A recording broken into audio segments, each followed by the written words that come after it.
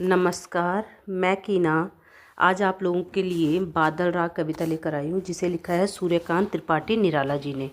इस कविता में कवि ने बादल के भीतर सृजन और ध्वंस की ताकत को क्या करा है, एक साथ समाहित किया है। यानी कि जो वो कवि हैं वो क्या कहते हैं, जो बादल हैं उनके अंदर निर्माण करने की क्षमता भी होती है और उन्हें ध्वंस करने की क्षमता भी होती है। यह उनकी प्रगतिवादी रचना है, जिसमें उन्होंने बादल रूपी प्रतीक के माध्यम से सर्वाहा वर्ग यानी कि जो पूंजीवती वर्ग होता है उनके क्रियाकलापों और मानसिकता को दर्शाया है। वस्तुतः यहाँ बादल क्या है, क्रांति का प्रतीक है। ठीक है, अब देखिए, तिरती है समीर सागर पर, अस्थिर सुख पर दुख की छाया, जग के दग्ध हृदय पर निर्दय विप्लव की प्लावित माया। तिरती का मतलब है तैरती, समीर का मतलब आप सभी को पता है वायु, सागर मतलब समुद्र, दग्ध मतलब जला हुआ। ठीक है, अस्थिर जिस पे कोई भी चीज़ क्या है, स्थिर नहीं रह पाती है। ठीक है, तो इसलिए उन्होंने क्या कहा है, जो क्षणिक होती है, जो चीज़ें क्या होती हैं, क्षणिक होती है, उससे क्या कहा है उन्होंने, अस्थिर कहा है। ठीक है, प्लावित मतलब डूबा हुआ। ठीक है, या पानी से भरा हुआ। तो जो कवि हैं सूर्यकांत त्रिपाठी निराला जी, वे क्या कह रहे हैं कि तिरती है समीर सागर पर, अस्थिर सुख पर दुख की छाया, जग के दग्ध हृदय पर निर्दय विप्लव की प्लावित माया। यानी वो क्या कह रहे हैं कि जो बादल है, बादल वायु रूपी सागर के ऊपर अस्थिर अर्थात क्षणिक सुख पर दुख की छाया के समान लहराते हुए मंडरा रहे हैं। उन्होंने क्या कहा, जो बादल हैं वे वायु रूपी सागर के ऊपर, ठीक है, कुछ ही समय क्षणिक, जो क्षणिक सुख होता है, सुख पर क्या है, दुख की छाया के समान लहरा रहे हैं या मंडरा रहे हैं। कवि को ऐसा लग रहा है कि संसार का जो हृदय है वो दुख के कारण जला हुआ है। उन्होंने क्या कहा है, दग्ध हृदय, यानी कि जो संसार का हृदय है वो क्या हो रखा है, दुख के कारण जला हुआ है। बादल ऐसे दुख दग्ध संसार के वायुमंडल में मंडराते, उमड़ते घुमड़ते और निर्दयी माया के समान दिखाई देते हैं। तो कवि के अनुसार क्या है कि वे इस शोषित और दुखों से जले संसार को अपने जल प्रलय में डुबो देना चाहते हैं। यानी कि उन्होंने कहा है कि जो शोषित वर्ग है, जिनका पूंजीवती वर्ग ने शोषण किया है, ठीक है, उनके दुखों को जलकर वो क्या हो रहा है, दुख से जलकर ये संसार क्या है, जल प्रलय में डूब रहा है। ठीक है, उनको डुबो देना चाहता है। ठीक है, आगे कवि कहते हैं कि बादल दुख, अभाव एवं शोषण से ग्रस्त संसार के ऊपर जल बरसाकर शोषण के विरुद्ध क्रांति का उद्घोष करने वाले क्रांति दूत की भूमिका निभा रहे हैं। उन्होंने क्या कहा कि युद्ध, वो क्या कर रहे हैं, क्रांति मतलब शोषण, जो लोगों का शोषण हो रहा है, जो लोग शोषण से ग्रस्त हैं या अभाव है या जिनके जीवन में दुख है, ठीक है, तो जो संसार क्या कर रहा है, उनके ऊपर जल बरसाकर शोषण के विरुद्ध क्या कर रहा है, क्रांति कर रहा है। यानी कि जो बादलों को लिया गया है वो किसके रूप में लिया गया है, क्रांति दूत के रूप में लिया गया है। ठीक है, किसको लिया गया है, क्रांति दूत के रूप में बादलों को लिया गया है। कभी आगे कहते हैं, यहाँ तेरी रणतरी भरी आकांक्षाओं से, घन भेरी गर्जन से सजग सुप्त अंकुर, ठीक है, उर्मे पृथ्वी के आशाओं से नव जीवन की ऊंचा कर सिर ताक रहे हैं हे विप्लव के बादल। अब उसने कहा यहाँ तेरी रण तेरी, तो कवि क्या कहते हैं कि हे बादल, तुम्हारी यह रण रूपी नौका, यानी कि जो रण रूपी नौका है या विभिन्न प्रकार की आकांक्षाओं आशाओं से क्या है, भरी हुई है। उन्होंने क्या कहा है, जो तुम्हारी रण रूपी नौका है, ठीक है, वह क्या है, विभिन्न प्रकार की आशाओं से भरी हुई है। तुम क्या हो, तुम शोषण और दुख का नाश करने वाले वीर योद्धा हो। तुम क्या हो, जो इस संसार में शोषण हो रहा है, जो संसार में दुख है, उन सबका क्या करने वाले हो आप, नाश करने वाले हो, उनको नष्ट करने वाले वीर योद्धा के समान हो। ठीक है, फिर वो क्या कहते हैं, घन भेरी गर्जन से सजग सुप्त अंकुर। अब वो क्या कह रहे हैं, इस युद्ध वाद्य की गर्जना से पृथ्वी के भीतर जो सोए हुए अंकुर है अपनी निंद्रा तोड़कर जागने को तत्पर हो गए हैं। वो क्या कहते हैं, जो घन भेरी कहा ना उन्होंने, घन भेरी गर्जन। ठीक है, तो इससे उनका क्या मतलब है, घनबेरी गर्जन से, कि जो ये बादल रूपी है, ठीक है, बादल क्या कर रहे हैं, अपनी गर्जना कर रहे हैं। ठीक है, और जो इस जमीन के अंदर जो सोए हुए लोग हैं, जैसे अंकुर है, जो सोया हुआ अंकुर है, जैसे ही बादल की गर्जना सुनता है, ठीक है, वो उसकी गर्जना से क्या हो जाती है, नींद टूट जाती है और वह जागने के लिए तत्पर हो जाता है। यानी कि उसे पता है कि अब बारिश होगी, तो वह क्या करेगा, जाग जाएगा। ठीक है, फिर उसने कहा, उर्मे पृथ्वी के आशाओं से, यानी कि वे अंकुरित होकर धरती के गर्भ से बाहर आकर नव जीवन प्राप्त करने की आशा लिए हुए तुम्हारी प्रतीक्षा कर रहे हैं। जो पृथ्वी के अंदर जो बीज सोए हुए हैं, ठीक है, वो उन्होंने क्या कहा कि वो एक आशा के साथ एक नया जीवन पाने के लिए तुम्हारी क्या कर रहे हैं, प्रतीक्षा कर रहे हैं। हे बादल, जो जमीन के अंदर जो अंकुर सोया हुआ है, वह तुम्हारी आवाज़ को सुन करके क्या है, वो अपनी नींद को तोड़ करके जागने का प्रयास कर रहा है। ठीक है, और वो क्या चाहता है, बाहर आना चाहता है और एक नया जीवन पाने की आशा रखता है, और उस आशा में ही तुम्हारी क्या कर रहा है, वो प्रतीक्षा कर रहा है। ठीक है, उन्नत सिर होकर तुम्हारे जल वर्षण को प्राप्त करने की कामना कर रहा है। वो क्या कर रहा है, उन्नत सिर यानी कि अपना सिर उठा करके तुम्हारे जल वर्षण यानी कि जल रूपी वर्षा को प्राप्त करने की क्या कर रहा है, वो कामना कर रहा है, मनोकामना है उसकी, उसकी इच्छा है कि कब उसकी इच्छा पूरी हो। बादल को विप्लव लाने वाला बताने के पीछे कवि का एक अन्य उद्देश्य शोषण के विरुद्ध क्रांति का आह्वान से भी है। यानी कि कवि ने जो बादल को लिया है, तो उन्होंने बादल को किस रूप में लिया है, विप्लव। विप्लव अर्थात यहाँ पर विप्लव का अर्थ क्या है, क्रांति से लिया गया। तो उन्होंने कहा कवि का क्या उद्देश्य है कि शोषण के विरुद्ध क्रांति का आह्वान करना, यानी कि कोई ना कोई क्रांति का आह्वान करे, क्रांति को शुरू करे। तो निराला जी क्या है, क्रांतिकारी कवि हैं। उनके लिए संसार का दुख दग्ध होना व्यापक अर्थ रखता है, यानी कि जो दुख से जला हुआ जो है ये पूरा संसार, ठीक है। वो कहते हैं कि इसी कारण बादल यहाँ केवल जल बरसाने वाले प्राकृतिक तत्व नहीं, बल्कि वे संसार में व्याप्त अमानुषिक कृत्यों एवं अत्याचार, अभाव और शोषण के विरुद्ध युद्ध करने वाले, अपने प्रलयकारी स्वभाव से जड़ता को नष्ट कर देने वाले और नए जीवन की चेतना को प्रसारित करने वाले क्रांतिकारी के रूप में भी उपस्थित हुए हैं। उन्होंने बादलों को यहाँ किस रूप में प्रस्तुत किया है, क्रांतिकारी के रूप में किया है। बादलों में क्या है, एक तो नए निर्माण की क्षमता होती है, दूसरा ध्वंस करने की क्षमता होती है, यानी कि सब कुछ नष्ट करने की क्षमता भी किस में होती है, बादलों में होती है। अब इसका देखिए दूसरा पैराग्राफ है, ठीक है। फिर बार बार गर्जन वर्षण है मूसलधार। कभी क्या कह रहा है कि बादल बार बार गर्जना कर रहे हैं, ठीक है, बार बार क्या कर रहे हैं, गर्जना कर रहे हैं। उनका वर्षण यानी कि जो उनका बरसना है वो कैसा है, मूसलाधार है, यानी कि मूसलाधार बारिश, अर्थात बादल तेज गरज के साथ खूब बरस रहे हैं। उन्होंने क्या कहा है कि बादल तेज गरजना के साथ खूब बरस रहे हैं, ठीक है। फिर उन्होंने कहा उनके गर्जन की आवाज़ सुनकर हृदय थाम लेता संसार, सुन सुन घोर व्रज हुंकार, यानी कि उनकी गर्जना को सुनकर संसार अपना हृदय थाम लेता है। उनके गर्जन की जो आवाज़ है वो किसके समान है, वज्र के समान है। कवि ने क्या कहा है कि जो बादल है उनकी गर्जना की आवाज़ सुन करके जो ये संसार है ये अपना हृदय क्या करता है, थाम लेता है, और उनके गरजने की जो आवाज़ होती है वो किसके समान होती है, वज्र के समान होती है। कवि ने कहा अश्निपात से शापित उन्नत सतत वीर, छत विचत आहत चल अचल शरीर। अब वो क्या कह रहे हैं, वो कह रहे हैं उनके अंग प्रत्यंग में बिजलियां सोई हुई हैं, किसके, बादलों के। बादलों के अंग अंग में क्या है, बिजलियाँ है, ठीक है। तो उन्होंने कहा उनके अंग अंग में क्या सोई हुई है, बिजलियां सोई हुई है।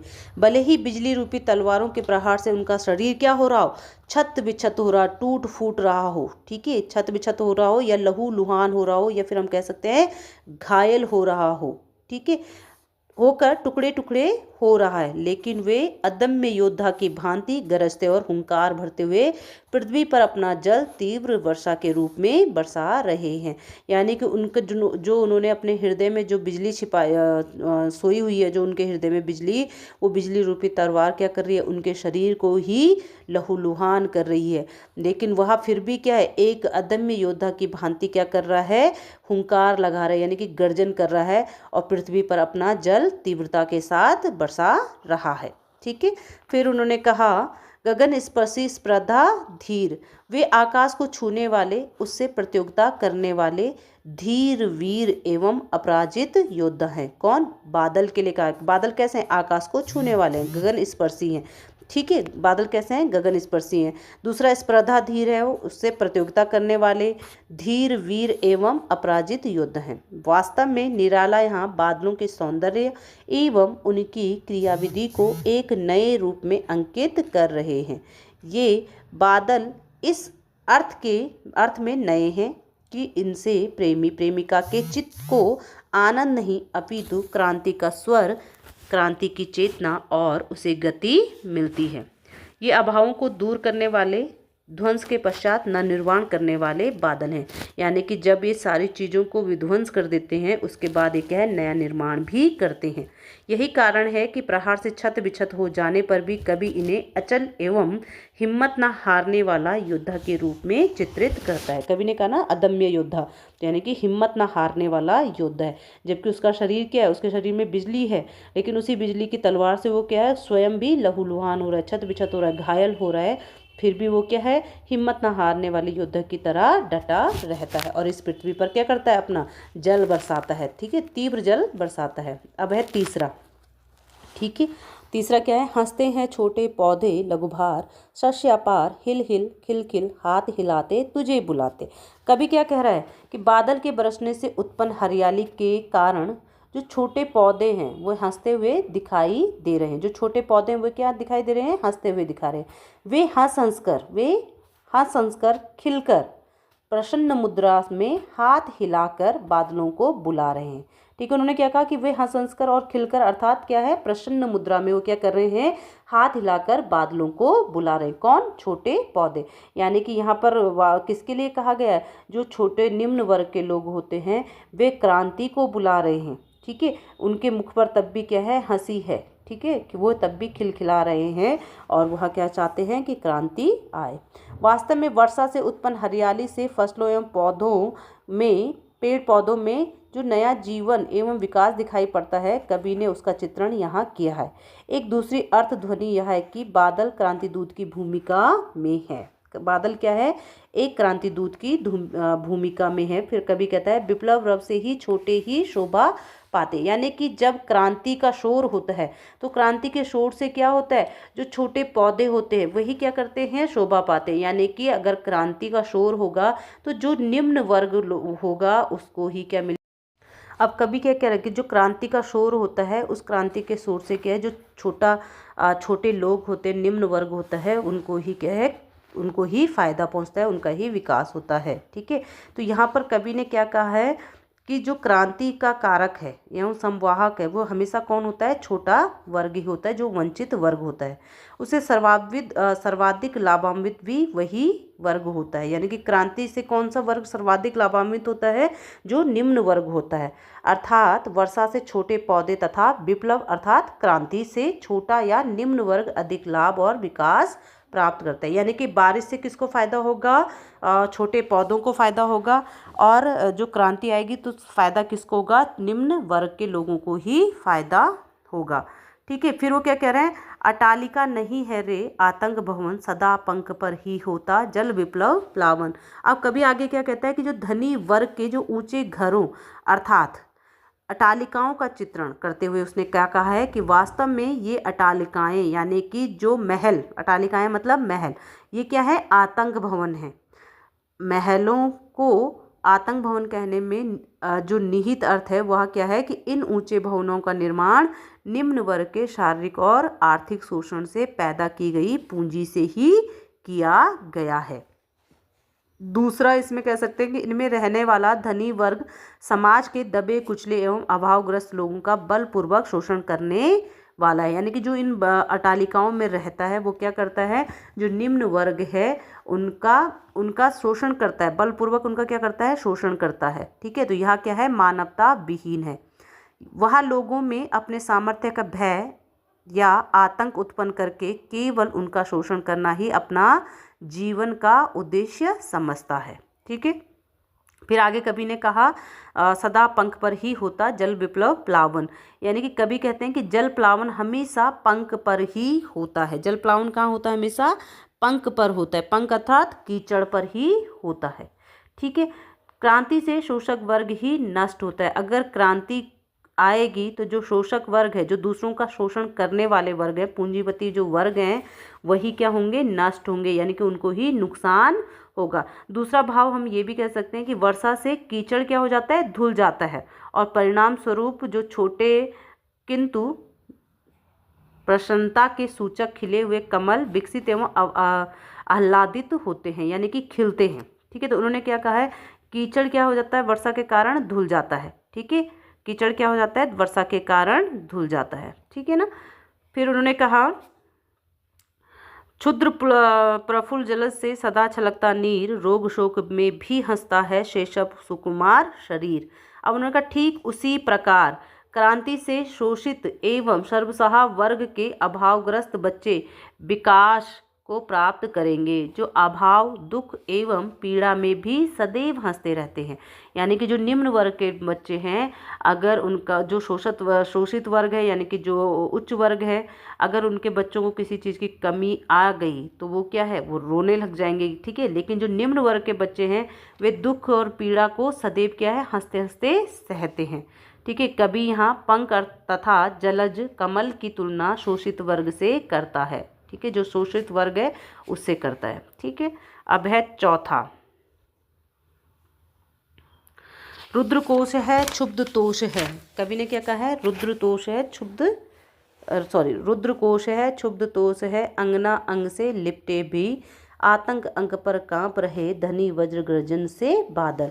अब कवि कहता है कि जो शोषक वर्ग ने शोषित वर्ग अर्थात गरीब एवं सुविधा से वंचित कठिन श्रम करने वाले अभावों में जीने वाले कृषक वर्ग का अत्यधिक क्या कर दिया है, शोषण कर दिया। शोषक वर्ग कौन है, जो पूंजीपति वर्ग है। शोषित वर्ग कौन है, जो निम्न वर्ग के लोग हैं। ठीक है। उनका शोषण किसने कर दिया, पूंजीपति लोगों ने कर दिया।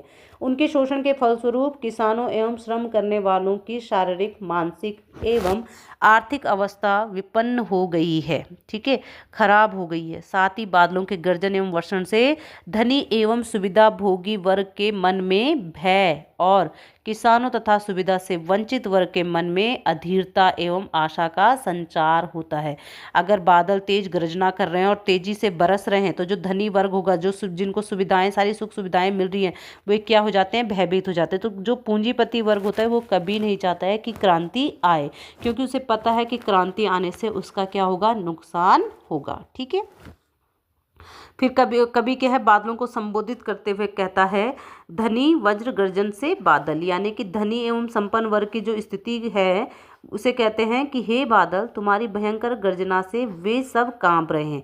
वे सब क्या हो रहे हैं, कांप रहे हैं, भयभीत हो रहे हैं, जिन्होंने शोषण के फलस्वरूप प्राप्त धन संपत्ति से अपनी तिजोरियां भर रखी है। कौन से वर्ग भयभीत हो रहे हैं, जिन्होंने दूसरों का शोषण किया है। ठीक है। दूसरों के शोषण कर करके उन्होंने क्या किया है, धन संपत्तियां इकट्ठी कर रखी हैं और विलास एवं सुख सुविधा की सारी सामग्री उन्होंने क्या कर रही है, इकट्ठी कर रखी है। तो वो क्या कर रहा है, वो भयभीत हो रखा है, वो कांप रहा है। ठीक है। और सबसे सुरक्षित जगह पर अपनी अर्धांगिनियों के शरीर से लिपटे रहने पर भी किसी अज्ञात भय से वो क्या कर रहे हैं, कांप रहे हैं। ठीक है। जीर्ण बाहु है शीर्ण शरीर, तुझे बुलाता कृषक अधीर। फिर वो कहते हैं कि धनी लोग अपने भयभीत नेत्रों और मुख को छिपाने का प्रयत्न करते हुए दिखाई देते हैं। वे नहीं चाहते हैं कि क्रांति आए। ठीक है। जो शोषक वर्ग का है वो सत्ता से च्युत होने का संभावित भय भी है, यानी कि क्रांति से उन्हें क्या लग रहा है, शोषक वर्ग को डर लग रहा है। ठीक है। कभी शोषक वर्ग के शोषण एवं भयंकर गर्मी के मौसम के कारण सूखे की प्राकृतिक आपदा के संभावित दुष्परिणाम से व्याकुल कृषक वर्ग का चित्रण करता है। यानी कि भयंकर गर्मी हो रही है जिसके बारे में उन्होंने कहा है कि धनी वर्ग के निरंतर शोषण के कारण जिसका शरीर और बाहें क्या हो गई हैं, थक कर कमजोर पड़ गई हैं। जीर्ण बाहु है शीर्ण शरीर है, यानी कि उसके शोषण, जो धनी वर्ग है उसने निरंतर उसका शोषण किया है, जिसके कारण उसका शरीर और उसकी बाहें क्या है, थक गई हैं और कमजोर हो गई हैं। जिनके शरीर में केवल हड्डियों का ढांचा मात्र ही शेष रह गया है। ऐसा कृषक वर्ग क्या चाहता है, क्रांति को चाहता है। वो अधीरता के साथ बादलों को बुलाना चाहता है। ठीक है। यानी कि क्रांति को चाहता है। फिर उन्होंने कहा, धनी वर्ग ने जिसका आर्थिक, शारीरिक और सामाजिक शोषण करके उसके शरीर का सामर्थ्य चूस लिया है, यानी कि चूस लिया उसका सार, यानी कि उसके जीवन का जो सामर्थ्य था, उसके शरीर का जो सामर्थ्य था, उस सबको उन्होंने क्या कर दिया है, चूस लिया है। अकाल एवं अनावृष्टि की आशंका से त्रस्त वह कृषक वर्ग बड़ी अधीरता एवं व्याकुलता से बादलों के आगमन की क्या कर रहा है, राह देख रहा है। वो चाहता है कि बादल आए, यानी कि क्रांति आए। कवि बादल के लिए यहाँ दो विशेषणों का प्रयोग करता है। एक तो है विप्लव के वीर तथा जीवन के पारावार, यानी कि उन्होंने कहा ना हाड़ मात्र ही है आधार, ये जीवन के पारावार। यानी कि उन्होंने क्या किया है, जो बादल है ना, बादल के लिए दो विशेषण शब्दों का प्रयोग किया है। एक तो है वो विप्लव के वीर, दूसरा है जीवन के पारावार।